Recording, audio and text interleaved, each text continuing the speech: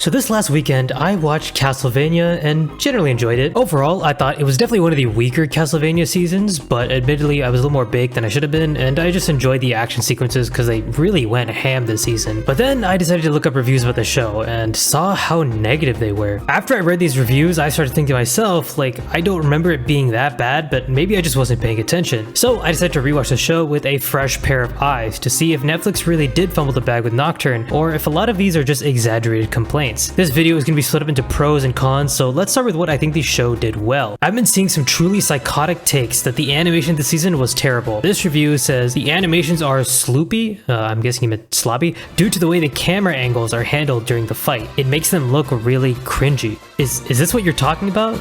The camera angles? I think it's a small minority of people who don't like the animation, but I still can't believe that out of everything you choose to criticize about this show, you chose the animation? In my mind, that is easily the biggest selling point of the season, and I'm not going to stay on this point much longer because I'm kind of just hammering it in. Let's just move on to the next good thing that they did, the setting. Now, to be fair, it's hard to top the original Castlevania's apocalyptic nightmare where night creatures are roaming Wallachia and basically clan-raided Europe, but the French Revolution still serves as an interesting backdrop to Nocturne and gives it some interesting themes like elitism, with the aristocracy mainly consisting of vampires. The only thing I didn't love was how it felt like every single aristocrat was a vampire. I actually thought it would be a lot cooler if some of them were humans but still ended up aiding the vampires to stop the revolution. Kind of like Father Emmanuel, who actually ended up being one of my favorite characters. I would describe the character writing in Nocturne as inconsistent. There are some real bangers in here, but there's also a lot of duds. Let's talk about the ones that personally had an impact on me. As I mentioned before, Father Emmanuel stood out to me in my mind as one of the best villains that we've had. He's in a very gray moral area with what he's doing, and he clearly feels like he needs to do whatever it takes to keep the church and its community alive, as the revolution poses a threat to his very livelihood. Throughout the show, he does some truly fucked up things. He's a perfectly written zealot character that twists his agenda into religion for some amazing dramatic moments. In the first Castlevania, the church also plays a pretty big role, but the bishop and pope were always a little too on the nose with how evil they were for me. I think Nocturne actually does a better job of incorporating the Christian themes into the story. Another character I really enjoyed was Terra, and I wasn't expecting her to get fleshed out, but her backstory was actually filled with details, maybe to the detriment of other characters. Regardless though, I found her to be a nice mentor figure throughout the series, and at the end where she becomes a vampire, I was genuinely shocked. It's such a great twist. I think she could really be an interesting villain in future seasons, and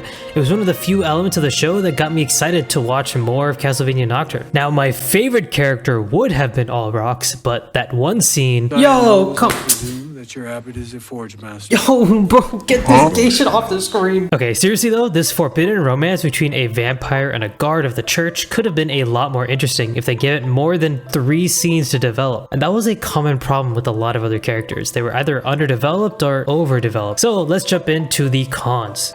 Anette is a pretty interesting character. Having a former slave run away from a vampire-run colony is a really unique twist that is not only historically relevant, but is also a cool backstory in general. Also, I hate to do this, but I am so tired about people bitching about the fact that Anette was changed from a white damsel in distress character who has 0 actual combat ability into a fleshed out black character with powers that actually make her relevant to the plot. In the first Castlevania series, Isaac was also race swapped from his original design, but no one seems to be mad about that because he turned out to be one of the best characters in the show. Seriously, stop crying about a franchise that has a history of changing the designs and lore of its characters. Anyway, back to what I was talking about. As cool as Annette's backstory is, I think the main reason the discussion is even coming up is because people just don't like her as a character. She's very rash and hot-headed, but doesn't go through any character arc to overcome it. There's a scene in the second season where she gets so mad that their entire party's existence is made clear to the vampires that they're spying on, and then that causes her best friend Edouard to die, and she still has the same attitude about being hot-headed and rash. Where is the massive guilt that follows a mistake like that? Annette never overcomes her flaws. Instead, she has a cool chat with her ancestors and then suddenly kills a vampire that was her previous slave owner. How did the writers manage to create such a great moment when Richter sees All Rocks but do absolutely nothing when Annette sees her previous demons come to face her? This is where you focus on the character writing. And because of all this hubbub with Annette, they kind of end up sidelining Richter and Maria, which is sad because I really enjoyed their sibling-esque dynamic. Why do you kill vampires then,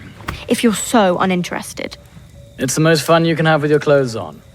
Overall, Richter is a pretty decent main character, but his themes of overcoming trauma was especially well done when he ran away from Allrocks and then later gained his magic power. But again, this needed a lot more time in the oven. You can't force these character moments to feel impactful if the journey there just wasn't. Now, to be fair, in the original show, Trevor or Sypha don't really have these impactful shifts in their characters or personalities, and that's because they're adults when you see them in the original show. Meanwhile, Richter, Anette, and Maria are teenagers. That's why it's okay that Richter still has trauma that he hasn't dealt with, or the fact that Anette is too rash, but I want to see these characters grow and change with the series, and shoving all of the development that's supposed to happen into a single fight sequence doesn't count. After Richter's mother is killed in Boston, there's more than a 10-year gap where he supposedly becomes a skilled vampire killer. But why? Who the fuck is training him? Tara? Doesn't she specialize in pure magic? In the show, it's shown that Richter has trouble using magic, but if Tara was the only one mentoring him, then shouldn't that mean that that should be the only thing he's good at? They use Juiced later in the story as this plot device to unlock Richter's powers, but why didn't they just use him as a mentor figure for Richter to show how he gained his vampire slaying abilities? It's left completely unclear how Richter became such a skilled fighter, and how was Richter a Belmont when his Belmont training was cut short? Trevor Belmont didn't need his childhood spelled out because it was already implied that he was trained by his family, but we literally see Richter's mom die and then we never see another Belmont until Juiced, so how did Richter get trained? Another big issue I had with the plot was its villain. She's not necessarily a bad villain if we're talking just lore or character design. I think the whole Sekhmet thing is cool, but she just isn't as compelling as Dracula or Carmilla, and I think the reason is they didn't give her enough time to breathe. I remember distinctly watching season 2 and my friend just kept asking me why they were spending so much time on the villains and Dracula's court, but to me that was the highlight of season 2. Focusing on Dracula and his inner circle characterized the bad guys. That's something that makes any villain more likable and more interesting, something that Nocturne is sorely missing. Now this directly leads into arguably the weakest link for Castlevania Nocturne and why I think it just didn't work as well as the original: the episode count. It's very clear that this needed more time to fully realize. There's a lot of missing pieces to this large puzzle. Now, I don't like just bitching about something and not providing solutions, so if I were Netflix and I saw this negative reception, what would I do? Well, first things first, you have to cancel the second season. I'm sure they already have it in the works, but you need to cancel it and go back to the drawing board. To make the season 2 finale hit, you need to not only develop Richter and Maria's backstory, but we need to see the villain. Why does she want to take over the world? What atrocities has she committed to get here? How the fuck can she move the moon, and why didn't she just pull a Majora's Mask? I know you guys threw alucard at the last second there to give people a reason to keep watching, but fuck that. You need to let these characters breathe and give them time to form a dynamic. Right now, Richter, Anette, and Maria barely feel like a team.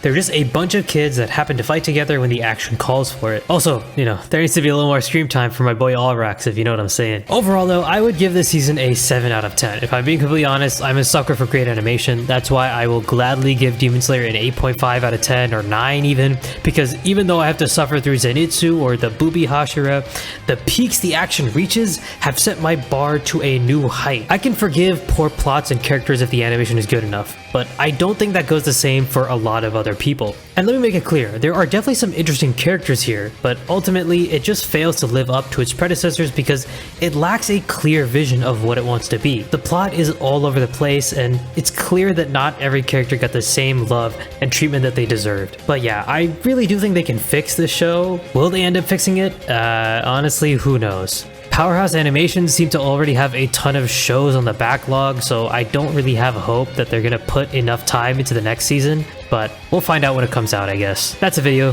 Please subscribe. Thanks for watching. See y'all later.